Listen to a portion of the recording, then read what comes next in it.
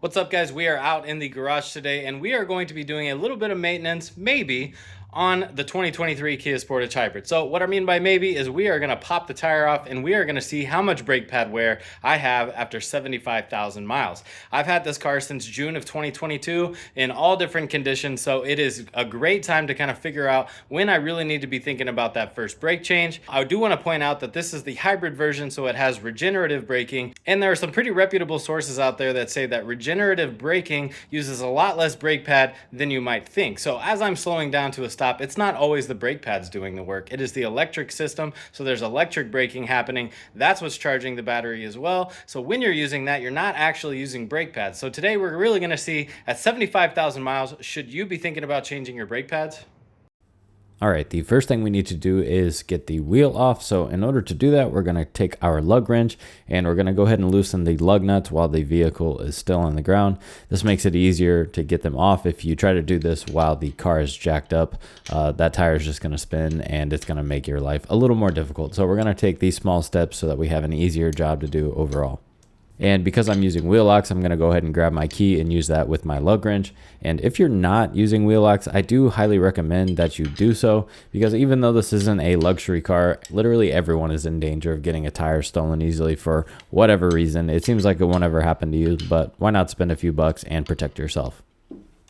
All right, the next thing we are going to grab is a floor jack and a jack stand so that we can protect ourselves as we work under the car.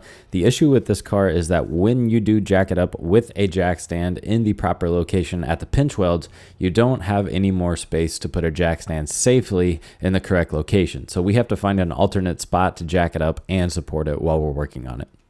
So these are the pinch wells that you're supposed to use for the jack. However, we're going to use this for the jack stand, and then we're going to put the jack in the secondary location in an area where part of the control arm is secured to the vehicle. Before we jack the car up from this location, we're going to grab a 2x4 and we're going to place that on the floor jack so that we don't damage the outside of the bolt that's securing the control arm to the vehicle. With that in place now, we're slowly just going to jack up the vehicle and put the jack stand into place so that it can use the manufacturer's suggested jacking location underneath the pinch weld.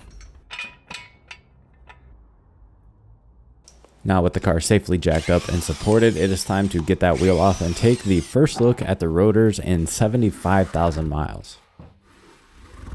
And honestly, after that much driving, these rotors look really good. There are no major grooves. I can't feel with my fingers. What we're seeing here is just normal wear and tear from the brake pads, and I would say these have a decent amount of life left in them. But we're not just here to look at the rotors, we need to take a look at the pads, and in order to do that, we're going to take out two bolts here on the back side of the brake assembly. I do apologize, I forgot to make a note of what size socket to use. I do believe it's a 14mm for both of these bolts here.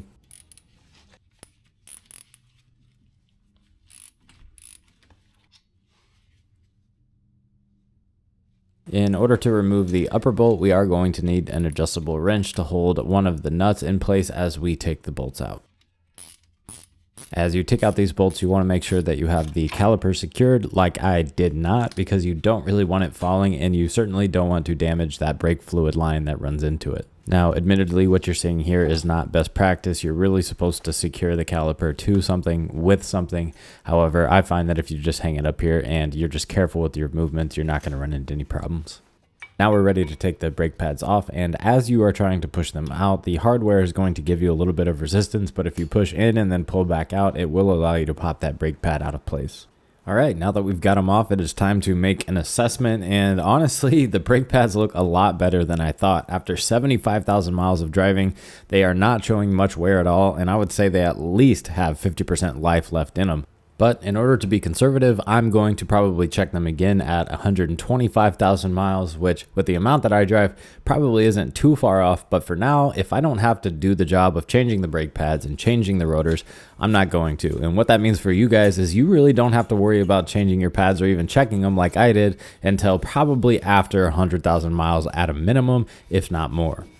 But if you are the tinkering type and you want to take the wheel off and you want to inspect your pads, this is also a good time to take a wire brush and start cleaning off some of the hardware. Any rust or brake pad dust that has accumulated, you want to get that out of there so that we can avoid future corrosion or issues with dust. Another thing we can do when we have the wheel off and access to some of these components is to take an anti-corrosion spray such as this and spray it on top of the bolt heads, around threads, anywhere where the car might want to rust, and in the future that rust could give you problems. I just kind of liberally spray it over any metal surface. What this does is it creates a film that blocks rust from forming, and this is one of the things that I did to the entire underside of my car when I first got it. And whenever I have access to components I can't normally see, this is a good time that I take to spray this anti-corrosion spray to avoid corrosion, because I live in the Midwest and our vehicles are exposed to a lot of moisture, a lot of salt over the winter, so I want to go ahead and battle rust whenever I can preemptively.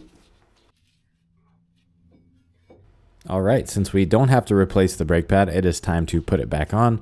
One thing to be aware of when you are remounting the pad, the hardware is going to give you a little bit of resistance because it has these tiny little tabs down at the bottom, but if you push just hard enough, it will slide into place, and then you can actually see that that little tab gives it a little bit of space off of the rotor so that as you're driving, it's not constantly applying brake pad pressure. Now that we've got the brake pads in place, this is what the assembly should look like. But in order to put the caliper back on, we are going to need a tool. This is going to be a caliper piston compressor. We're going to use this to compress that piston down so we can slide the caliper back into place over the brake pads. Okay, from here the job is easy. We are just doing the initial steps in reverse order. So we are going to start with the 2 bolts that we removed that secure the caliper. These bolts need 23 foot-pounds of torque, so you are going to need a torque wrench to apply the correct amount of pressure, because trust me, you do not want to strip these out.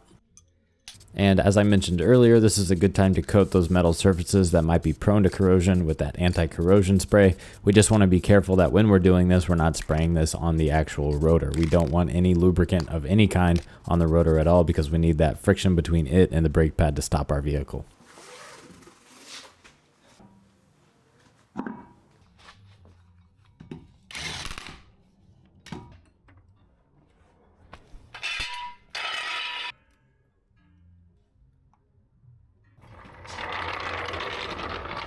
All right, guys, that is going to do it. As we saw, there really wasn't too much brake pad wear after 75,000 miles, which is pretty encouraging. This car could potentially get over 125,000 miles without ever needing a brake change. I would say I had about 50% life left on my pads, so that is incredibly reassuring. I still have a long time to go before I need to fork out that money, and really before I need to pop the tire off again. But you have seen how to do that safely. You've seen the initial steps for a brake change. I will be doing a full video when I need to, and for now, you can't really blame me for not wanting to spend the money and do it when I don't really need to. As much as I like to help you guys, I really don't want to do the whole process right now if I don't need to. But anyway, all of the tools, the anti-corrosion spray that I used in this video are going to be linked, so please use those links. And if you have any questions about any of these steps, go ahead and give me a comment. I will get back to you guys. Thanks for